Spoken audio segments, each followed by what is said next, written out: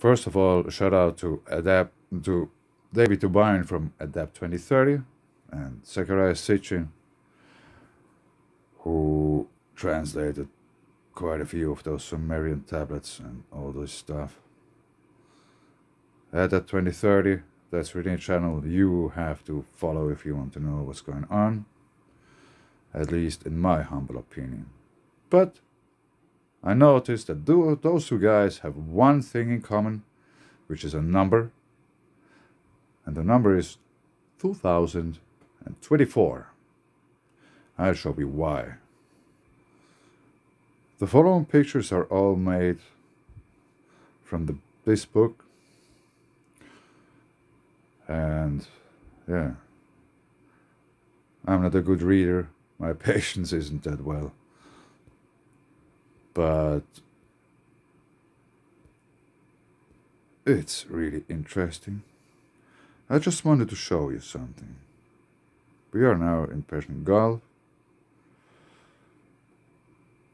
So, let's start somewhere. Carbon dating of the unusual fallout dust led to the conclusion that it was due to an uncommon dramatic event that occurred near 4025 years before the present. That, in other words, means near 2025 BC, the very 2024 BC, indicated by us. Interestingly, the scientists involved in that study observed by their report that the Dead Sea level fell abruptly about 100 meters at a time.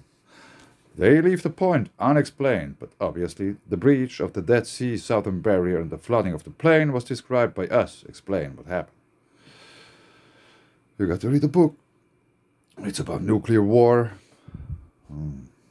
Let's continue. The scientific journal Science devoted its issue of 27th April 2001 to paleoclimate worldwide. In a section dealing with the events in Mesopotamia, it refers to evidence from Iraq, Kuwait, and Syria that the widespread abandonment of the alluvial plain between the Tigris and Euphrates River was due to dust storms commencing 4025 years BP before present.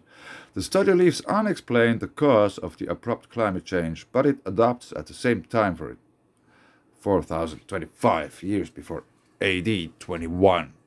The fateful year, modern science confirms, was 2024 BC. Okay. The bombs went up here and spread all over here. So, about the dust.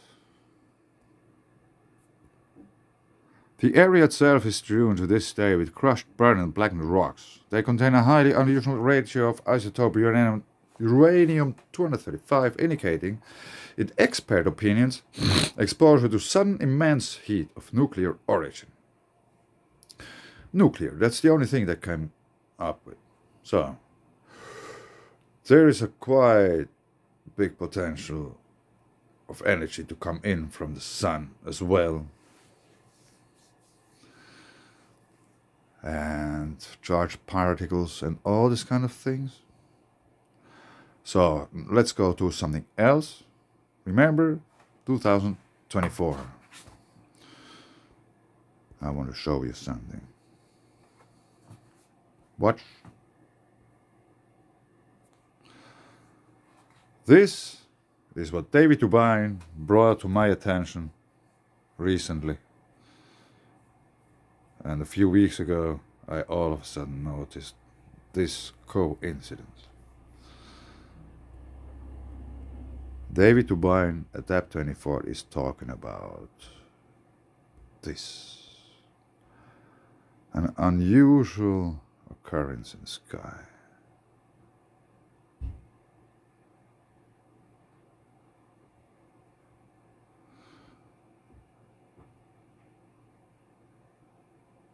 We have Earth here.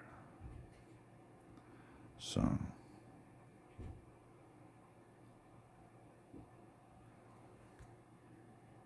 let's play this a little bit.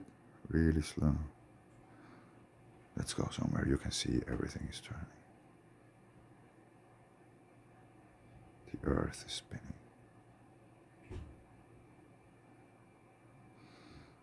But we have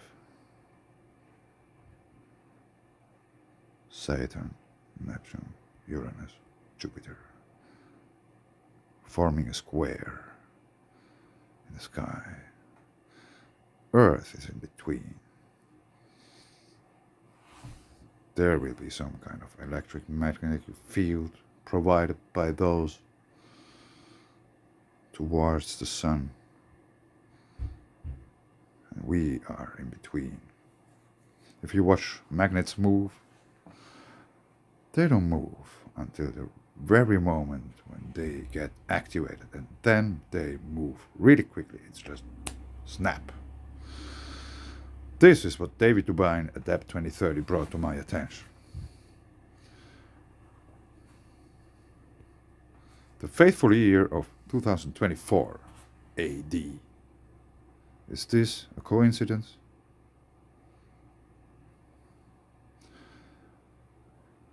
If you go a little bit farther away and watch around, there are stars.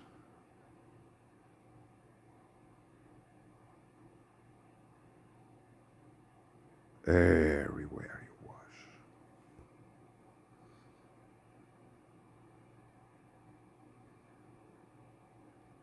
Let's go a little bit further away.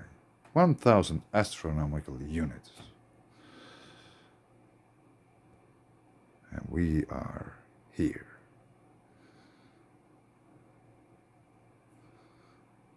So, another thing which is somehow interesting.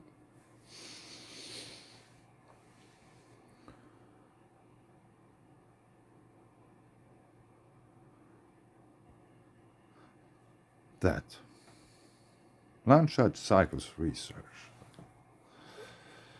A cycles-based approach to understanding solar activity and climate. That's some adult stuff, you know, but you see waves, different kinds of waves. Everything is in waves. We are frequency, we are one. So, if you want to read all this stuff here, you can. I will leave the link below. Here is just one example, like about the importance of, for example, equilibrium. If we go back to the other one, I probably shut it down. No, it's here still. Sorry for that. Yeah, if you compare to this one, October 24, 2024. Let's put it right. Okay. Let's zoom a little bit out.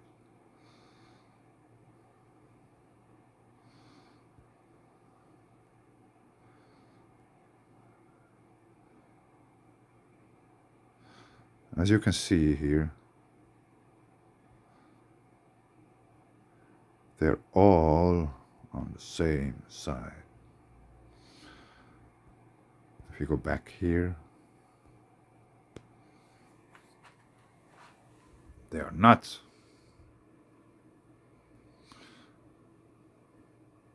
Two are here, two are here, which is, in a way, an equilibrium. I see it like that. I don't know, just watching things, patterns. So, some of you may remember Mayas, Egypts, and all those. None of them, not one of them,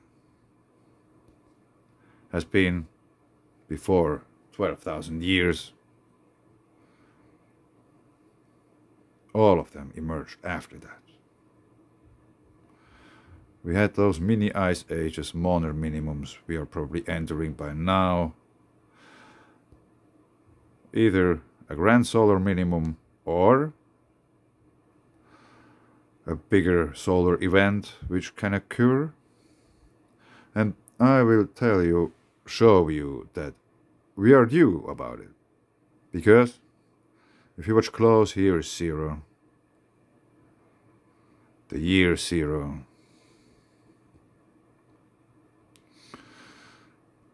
Year 2000 BC.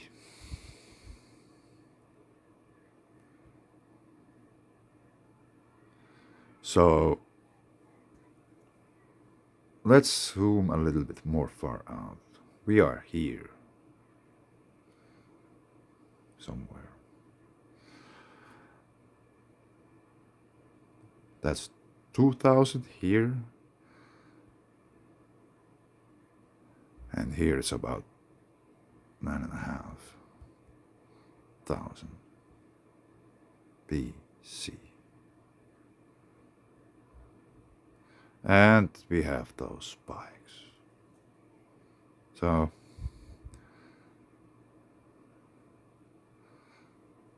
from here to here, 12,000 years.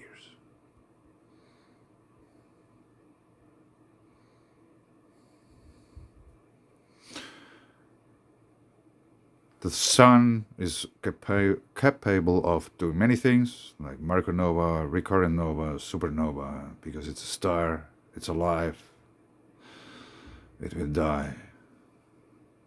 It will also fight not to die, so, but it won't be the same always, every day.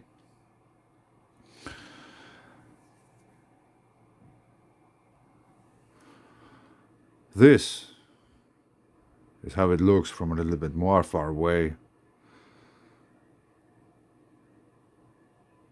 Here in the center is the sun. What is this? The heliosphere.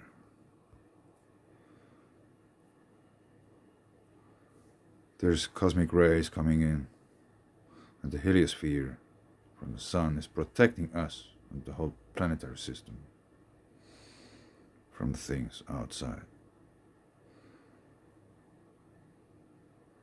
So,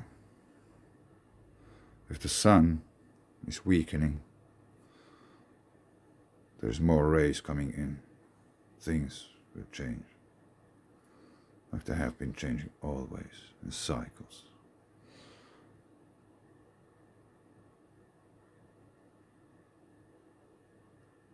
If we talk about solar cycles, they are about 11 to 12 years.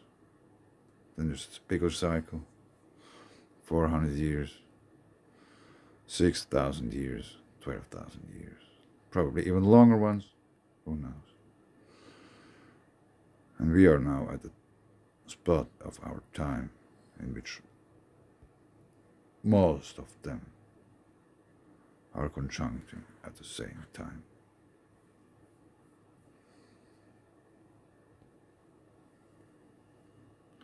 Which is interesting.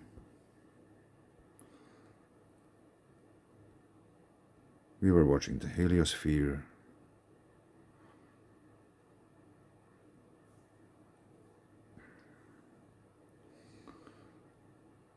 And let's watch Magnetosphere too.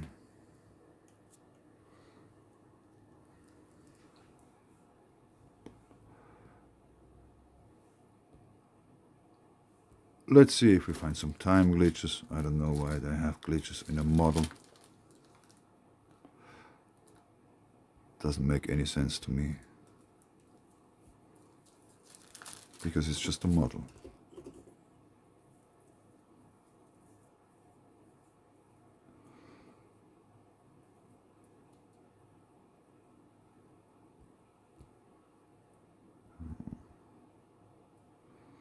The magnetosphere is protecting the Earth from what is coming from the sun.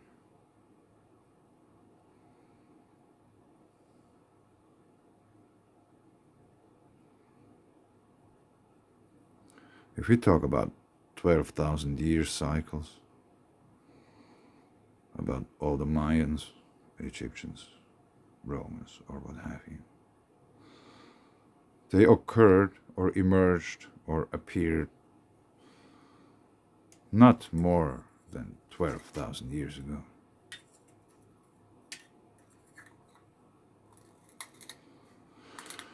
So I want to show you something else funny. The Egyptians built the Sphinx, some say. Some say the Sphinx was a lion. If you take a look at the Great Cycle,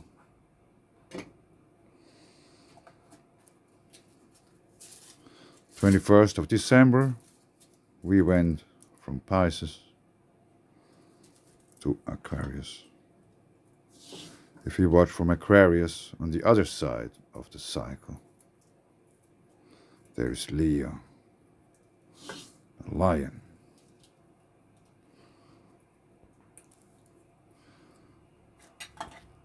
So let's check something.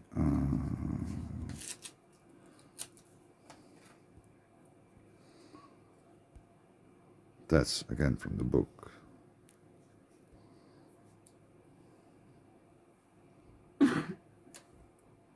Lion.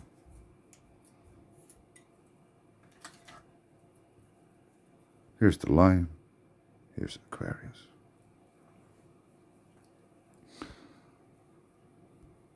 This is approximately 12,000 years.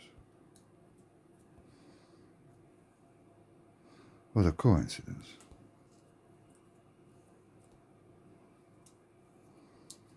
There's another map in the book from, yeah.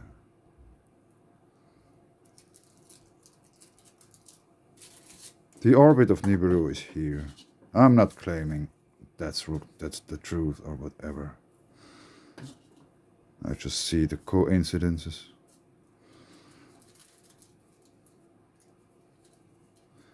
That's the age of Aquarius. We are in the beginning of here. On the other side, still there's Leo, which is basically, we are in this segment of time, history, cycles, or whatever you want to call it. It's just some mind-boggling.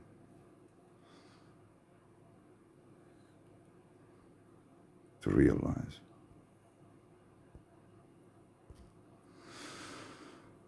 That history isn't too far away from our lives nowadays.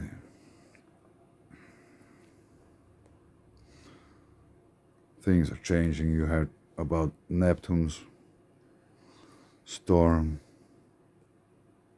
changing direction.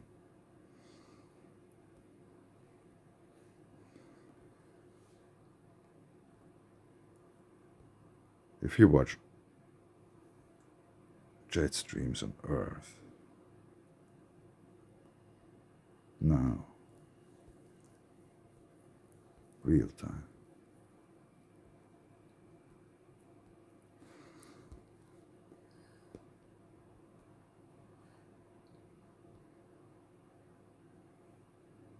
it really doesn't look how it should.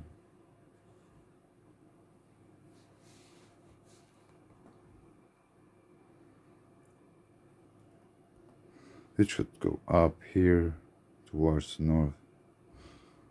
A little bit different angle probably. But it shouldn't make like this bow or whatever. Just shouldn't do. So what does that mean? All kinds of rain accumulation will change. Some parts will dry out, some parts will flood. Ask China about floodings.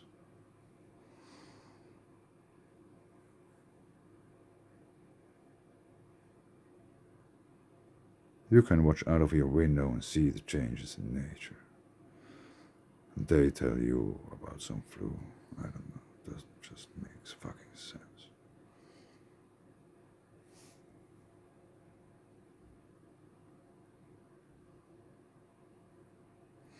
Yeah, I'll leave it there.